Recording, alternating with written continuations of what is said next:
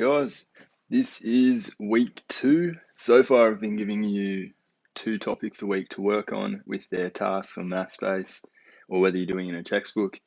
In week 2 I kind of want to ease back a little bit, give you a little bit of a break. We're just going to do one topic for this week, but it is a really important topic. It is the one where, as a Year 11 advanced teacher, when kids come in without this skill, it is the biggest gap that we need to cover. So if we can really nail this down this week and you can go into Year 11, you're going to have gaps. Like, we know that coming from what's happening at the moment. But if you at least have some of these core, really important skills, you'll be fine. Okay, so this is one of them. I only want you to do this task this week. If you're ahead, that's fine, but really focus on getting this done. All right. So we're looking at expanding 2 sets of brackets.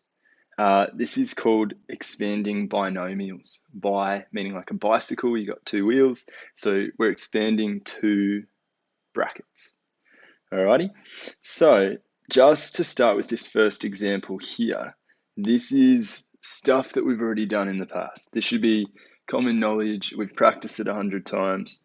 What we're looking for is we're going to expand by multiplying this 3x by the x first. Okay, so we get 3x times x, which is 3x squared. And then there's this minus in the middle. All right, so we end up with minus 2 times 3x, because we need to times that 3x by both parts of the brackets. Okay, we end up getting minus 6x. You've done that a million times. I'm sure you're pretty confident. I just quickly want to show you another way to approach that kind of question. That is usually how I teach it to junior students. What I would be setting up is a little times table chart that you might have done when you're at primary school, where that operation up here is meaning that we're multiplying. And then I'm going to write my 2 products. It doesn't matter where they go, one on the vertical, one on the horizontal. So my first multiple, I guess we'll call it, my first term is this 3x. And then the other term that's going to go across the top, I've got x. And now the number here is actually -2, and I could write it as like x and -2. So I'm just going to keep that negative with the 2. I hope that makes sense, to like keep it as like the number.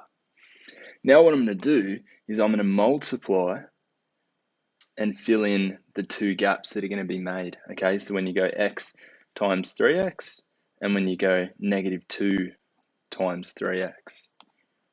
So if I do that first set where I got x times 3x, I'd get 3x squared. And then where I go -2 times 3x, I'm going to get -6x. Now at the end, all I'm going to do is bring together those 2 things, and I get 3x squared minus 6x. Now, arguably a way more complicated way to do that first question, but we're going to use this setup here to try and answer these binomial ones, again, just to start with. And then once it's second nature later down the track, you'll be able to do these in your head really quickly. But I think a visual is really helpful when you're just getting started. So for this question here, where we're doing our binomial expansion, and I've definitely taught you FOIL in the past, and your teachers definitely would have shown you FOIL in the past. I'm just going to show you this as an alternative to FOIL. Okay, so again, what we're doing, we're going to set up one term on the vertical and the other term going across the horizontal. So on the vertical, I'm going to put x and I'm going to put 5. I'm not going to worry about writing the plus because I'm just keeping that with the 5, and it's just like positive 5, so we don't need to write that. And then across the top here, I'm going to go this x plus 2. Okay, now we're going to fill in the gaps just like before by multiplying across and down. You can go in whatever order you want. This spot here is going to be x times x, so x squared. This will be 2 times x, so 2x. 5 times x is 5x. And finally, 5 times 2 is 10.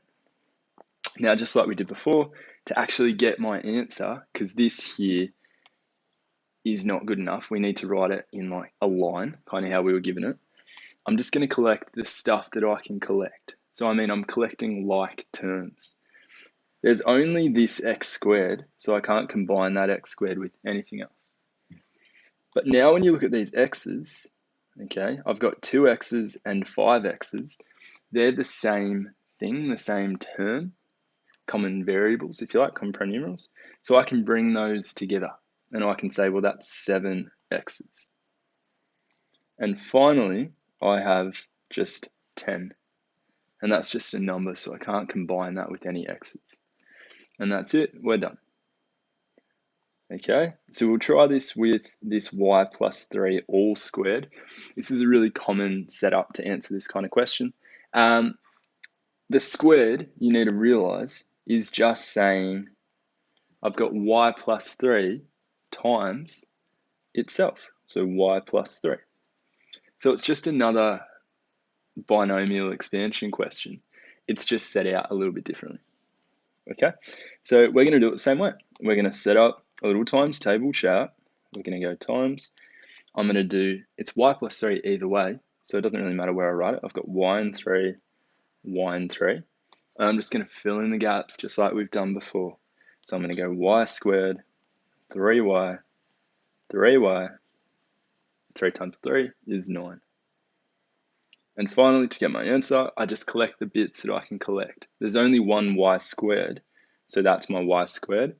You'll notice that these, and hopefully you're starting to realize a pattern here, that it's pretty much always this diagonal, at least for the questions we've been doing so far, that have the same variable, y. So I can bring 3y and 3y together. That gives me 6 y's. And we usually are going to have this number at the end, which is just a constant number, and we just chuck him at the end. And that's it. It's quite easy, isn't it, when you break it up? And again, you could be using the FOIL method, but we are doing the FOIL method. We're just doing it with a picture. Okay, what you might realize is this y and y, that's our firsts. Okay, if you're not familiar with FOIL, it's firsts, outsides, insides, lasts. And it's a way of setting this out where you go, well, y times y is my firsts. And then you go outside, well, that's going to be y times 3. So that's my outside. Inside is 3 times y. That's my inside. And lasts is 3 times 3. So we are doing FOIL. I just think it's way easier using this picture, and there's nothing wrong with using this chart all the way to year 12. Totally fine. Okay, we'll go through a couple more quick examples, so hopefully this really sets in for you. Feel free to pause, try these on your own to see if you've really got this, and then you can come back and check your answers. So I'm going to make another chart. I'm going to go x, and again, when I have a negative, I'm going to keep that with the number that that negative is on. So this is -4, and I've got x and +5, and I'm going to go through and fill in the multiples. So x times x is x squared, x times 5 is 5x. If you were to write x5, you're not incorrect, but we always like to write the number out the front to say how many x's there are. Okay, I'm going to have -4x and then -20. Same method as always. I've got an x squared. Now I've got 5x's take away 4x's. That's going to leave me with just 1x, which we write as just x. Finally, -20 to finish us off. Okay, go through a couple more. Same steps. We're going to draw our little table. Oh, we're changing colors. Righto, fair enough. We're going to times. We've got 3x. Now, this is the first time we've done it where we have a number with the x, and it's going to be the same steps. So don't freak out. You got -2 there, x, and +4. So now I've got 3x times x. I know that that x times x is x squared, and any numbers are just going to multiply together out the front. So 3 times 1 is still just 3. Now I've got 3x times 4 is 12x. X times -2 is -2x. And -2 times 4 is -8. And again, just to finish off my answer, and even if you were doing FOIL, you'd have to do this extra line anyway, so don't feel like it's more work. We're going to write 3x squared. I can combine my x's. I've got 12 here, take away 2 here. That's going to leave me with 10. And there's this -8 or this -8 at the end. Okay, let's have a quick look at this one. We're going to do the same method. Hopefully you remember here that when we have a squared, all that means, and you could jump straight to the answer if you know what you're doing. I, for myself, like to just write this out as two brackets, just to really clarify what's going on. And then we're going to do it just like we've done every other question. So we're going to do our little chart. Now it's going to be 7n and negative 12m. All right, so we can set it up like the negative 12 with the m. And then we're going to do the same thing up the top. This one's going to be a little bit yuckier with our actual numbers in our answer. And there's some like double negatives and stuff. But again, just follow the same pattern, just one at a time. So here we're going to have 7 times 7, which is 49, and n times n, which is n squared. Now for this set, we're going to have 7n times negative 12m. So you go, well, 7 times 12, I do believe, is 84. It's going to be negative because you have a positive and negative timesing together. And then this is nm or mn. I'm going to write it in alphabetical order just because that tends to be how we like to give it to you. Yeah, if it was like m squared n times mn to the 4, for example. So if you were doing a multiplication with variables with powers, then we are going to be adding those powers. So in this case, you would end up with m cubed and n to the 5. But when we just have a singular m and a singular n, and we're multiplying them together, we're just going to write them kind of like as a list. So you don't need to do any powers or anything like that. A really common mistake is a lot of people would write this and then chuck some squares on there because that's what they're used to doing. Hopefully what you might realize at this point is a bit of a pattern emerging again. You'll go, okay, well, what's 7n times negative 12m? We just did that because it's going to be the same answer as this spot here. Okay, so we're going to end up with the same negative 84 mn. And finally, we're going to do negative 12m times negative 12m. So we're going to have positive 144. And now that it's m times m, I'm going to write that as m squared. And finally, to finish this off, we just write out as a list, combining anything that has the same pronumerals. So this n squared, there's nothing else that has n squared. So it's just 49n squared. Now this mn, you'll notice that there's two of those. There's an mn here and an mn here. So I can bring these numbers together. So I've got negative 84, take away another 84. So that's going to be negative 168. And don't cancel out the mn's or anything like that. We're just counting. I'm saying I've got negative 84 or something. Take away 84 more of that thing. It's still going to be mn. And we're going to finish with 144 m squared. And that's it, expanded. Okay, we're just going to go through one more. And this is quite a special one to be going through. What you will notice here, and the reason I've chosen quite simple numbers, is this is called a difference of squares. So that's where you have your first bracket might be like x plus 1, it could be like x plus 5, whatever it is. And the other bracket is the difference, right? It's instead of being plus 1, it's going to be minus 1. It's kind of like the complement of it, okay? So this is going to have quite a unique little answer here. And you can, once you get these patterns, you could apply the pattern and just jump straight to the answer. To be honest, there aren't many situations where you aren't just going to expand it anyway, because it's really not too hard to do. So let's do that. Let's just expand and see what we get. So across the top, I'm changing order now, we'll stick to it. We'll go vertically, we've got x and 1, and then across the top, I've got x and negative 1. Again, we're just going to fill in each of these spots where those numbers line up to multiply. So I'm going to get x squared, I'm going to get negative 1x, which I'm just going to write as negative x. I'm going to get positive 1x, and I'm going to get -1. Now my answer, I'm going to have x squared. Now these things here are both x's, and you'll notice I've got 1x minus 1x.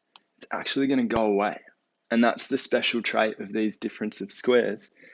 If you have a plus here and a minus here and those numbers are the same, then those middle terms are just going to cancel each other out and disappear. So I'm just going to end up with x squared minus 1. So if you ever see difference of squares written anywhere, that's what it means. It means it's going to end up cancelling out the middle terms, but there's absolutely nothing wrong with just expanding it and finding that for yourself. Okay, look, I know I went really quickly, but it's in a video, so hopefully you can pause, rewind, go through it if there's any you're not too sure on. Maybe go back and have a go at some of them on your own if you weren't too sure. What I would like you to do this week, I'm going to give you a choice. Again, this is super important. It's the only task for this week, so I really do ask that you have a real go. If you are working online, there's a maths-based task called expanding binomials. You know how maths-based works. If you're into it, you're into it. Go for it. That's there. Done. If you would rather, whether you're working online or if you're working out of a textbook, I've attached this sheet to the notes, and I think I've also just uploaded it to files in the algebra section. So it's a puzzle sheet, which I'm sure you've done many of. And one thing I was talking about is these rules here, where if you would like to use these rules, go for it. For example, you might recognize here, that is the difference of squares that we were talking about. You don't really need the rules because, to be honest, you guys are pretty strong. You could probably figure this out on your own. I would just try and get the practice of expanding binomials. So what you do here is you expand each of these questions. You get your answer.